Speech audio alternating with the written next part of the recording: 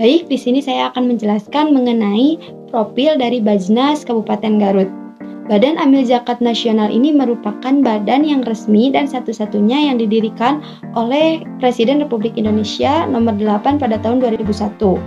Nah, yang akan saya bahas mengenai profil Bajnas Garut yaitu Bajnas Garut terletak di Jalan Pramuka Pakuwon, Kecamatan Garut Kota, Kabupaten Garut, yang mana sebelumnya pengelolaan zakat infak sodako ini dikelola oleh Badan Pengelola Zakat Infak Sodako atau BPJIS yang didirikan pada tahun 1998 oleh Kepala Daerah di Garut. Adapun visi dari Bajnas Garut ini yaitu terwujudnya peningkatan kualitas kehidupan masyarakat yang sadar akan zakat, infak, dan sodakoh melalui peran Badan Amil Zakat Nasional menuju masyarakat yang bermartabat, aman, nyaman, dan sejahtera. Kemudian, misi dari Bajnas Kabupaten Garut ini yaitu yang pertama, meningkatkan kualitas kelembagaan zakat yang amanah, transparan, akuntabilitas, dan profesional. Yang kedua yaitu meningkatkan kualitas sumber daya manusia aparatur Bajnas yang amanah, transparan, akuntabilitas, dan profesional. Yang ketiga yaitu meningkatkan kesadaran masyarakat untuk berzakat. Yang keempat yaitu meningkatkan pengumpulan dan pendayagunaan zakat sesuai dengan syariat dan prinsip manajemen modern. Dan yang kelima adalah mengoptimalkan pemberdayaan zakat bagi peningkatan kualitas kehidupan masyarakat Garut.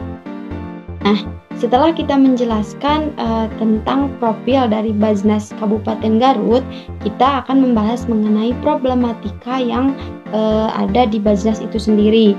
Seperti yang kita ketahui bahwa di setiap kelembagaan, entah itu lembaga yang kecil ataupun lembaga yang besar, itu akan memiliki problematika, entah itu problematika internal ataupun problematika eksternal.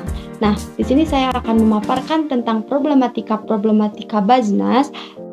Problematika internal di Bajnas ini yang pertama adalah tentang perencanaan program, yang mana sering menjadi masalah atau kendala di suatu kelembagaan tentang perencanaan program ini. Ya, karena suatu lembaga tersebut harus mempertimbangkan secara matang mengenai perencanaan program yang akan direalisasikan ke depannya. Problematika internal yang kedua yaitu kurangnya pendamping yang handal. Nah, seperti yang kita ketahui bahwasannya di dalam suatu kelembagaan atau suatu organisasi diperlukannya sumber daya manusia yang memiliki kemampuan yang mahir ataupun handal dalam bidang tertentu. Kemudian problematika internal yang terakhir adalah belum adanya alat ukur keberhasilan yang tetap. Setelah membahas mengenai problematika internal Bajnas, sekarang kita akan membahas mengenai problematika eksternal Bajnas. Yang pertama adalah kurangnya penataan sistematik kelembagaan Bajnas. Problematika eksternal yang kedua yaitu rendahnya jiwa kewirausahaan mustahik. Yang terakhir dari problematika eksternal ini yaitu mustahik tidak mengetahui rule program zakat produktif atau pemberdayaan. Bismillahirrahmanirrahim. Baiklah, di sini saya akan melanjutkan pembahasan, yang mana di sini saya akan membahas bagaimana pengelolaan zakat Bajnas Garut. Nah, sebagai tindak lanjut dari adanya pembentukan Bajnas di Kabupaten Garut, UPZ dibentuk berdasarkan surat keputusan kepala instansi masing-masing. Nah, yang mana UPZ bertugas mengumpulkan zakat dari pegawai masing-masing instansi, kemudian menyetorkannya kepada Bajnas Kabupaten Garut, di mana dari wajib zakat sebesar 2,5% dari penghasilan. Nah, maka dari itu masyarakat bisa mengumpulkan zakat, infak, dan sodako ke Bajnas Kabupaten Garut dan diwajibkan bagi muslim yang mampu untuk membayarnya dan diperuntukkan bagi mereka yang berhak menerimanya. Kemudian selanjutnya ada bagaimana pendayagunaan hasil penerimaan zakat, infak, dan sodako.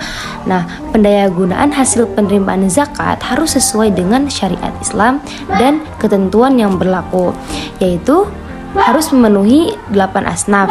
Nah, yang 8 asnaf ini meliputi fakir, miskin, mu'allaf, riqab, gharim, sabilillah, dan ibnu sabil. Nah, hasil penerimaan selain zakat seperti hasil infak dan sodako yang terkumpul di Baznas Kabupaten Garut. Nah, dalam hal penyalurannya ini ada dua jenis. Yang pertama konsumtif dan yang kedua ada produktif. Nah, jadi dalam pelaksanaan tugasnya, pengurus Baznas Kabupaten Garut bertanggung jawab kepada Bupati dan Baznas Provinsi serta kepada masyarakat Kabupaten Garut. Nah, laporan pertanggungjawaban pengurus dilaksanakan setiap 1 semester. Juga pada laporan pertanggungjawaban tersebut dilaporkan mengenai dana yang sudah terkumpul serta pendistribusiannya dengan pengumpulan semua keanggotaan Baznas Kabupaten Garut serta tokoh-tokoh masyarakat yang ada di Kabupaten Garut. Oke, materi selanjutnya itu perbedaan Bajnas dengan lembaga amil zakat lainnya. Bajnas atau Badan Amil Zakat Nasional merupakan lembaga yang diusulkan oleh Kementerian Agama yang kemudian disetujui oleh Presiden. Nah, tujuan dibentuknya Bajnas adalah untuk mengelola zakat di Indonesia sesuai ajaran Islam. Biasanya Bajnas beranggotakan 11 orang, di mana hanya ada 3 orang dari pemerintah yang biasanya ditunjuk oleh kementerian atau suatu instansi zakat. Nah, sementara itu 8 sisanya dari masyarakat seperti tokoh agama, ulama, serta tenaga profesional. Nah, kepengurusan Bajnas juga berlaku selama 5 tahun dan bisa dipilih kembali 1 kali masa jabatan. Nah, beberapa tugas Bajnas adalah menyelenggarakan tugas administratif, yang mana teknik pengumpulan, pendistribusian, dan pendayagunaan zakat. Nah, Bajnas juga menyelenggarakan bimbingan dalam hal pengelolaan, pengumpulan, pendistribusian, dan juga pendayagunaan sesuai dengan ketentuan agama pasal 1. Semua kegiatan berpusat pada Baje Kota atau Kabupaten yang dibantu oleh Baje tingkat kecamatan sampai Baje tingkat kelurahan. Nah, Undang-Undang Nomor 38 Tahun 1999 tentang pengelolaan zakat bab 3 pasal 6 dan pasal 7 menyatakan bahwa lembaga pengelolaan zakat terdiri dari 2 macam, yaitu Badan Amil Zakat yang dibentuk oleh pemerintah dan lembaga amil zakat yang dibentuk oleh masyarakat. Nah, yang kedua ada lembaga amil zakat. Nah, perbedaannya dengan Baje itu, Laj dibentuk oleh pihak swasta, biasanya diprakarsai oleh masyarakat dan bergerak di bidang dakwah, sosial, pendidikan, dan kemasyarakatan. Meski demikian, Laj dikukuh serta dibina oleh pemerintah. Nah, contoh-contoh Laj seperti Lajismu, Lajisnu, dan Laj yang lainnya. Baik, dari yang disampaikan oleh rekan-rekan di atas, marilah kita sama-sama menarik kesimpulan dari yang disampaikan, bahwasanya Bajnas Kota Garut adalah sebuah lembaga amil zakat nasional yang terletak di Kota Garut dan berusaha semaksimal mungkin untuk mewadahi bagi siapapun warga Kota Garut yang ingin melakukan zakat, infak, dan sedekah. Kemudian Bajnas Kota Garut juga tentunya sama-sama memiliki beberapa problematika yang ada di dalam Bajnas atau di dalam melakukan zakat, infak, dan sedekah, seperti ada problematika internal maupun eksternal. Nah, kemudian ada pun pemberdayaan dan pendistribusiannya, bahwasanya Bajnas Kota Garut berusaha semaksimal mungkin untuk mengelola dan mendistribusikan zakat, infak, dan sedekah supaya bisa meningkatkan kehidupan masyarakat yang ada.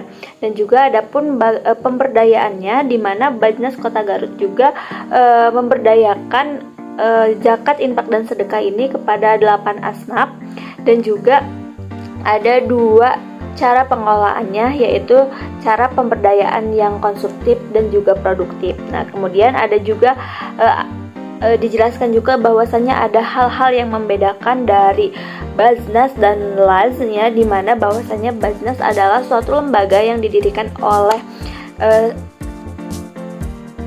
pemerintah dan juga Laj didirikan oleh masyarakat. Jadi di sini Laj bisa membantu cara kerja atau pekerjaan yang dilakukan oleh Mungkin cukup sekian yang bisa disampaikan oleh kelompok 10 mengenai Bajnas di Kota Garut.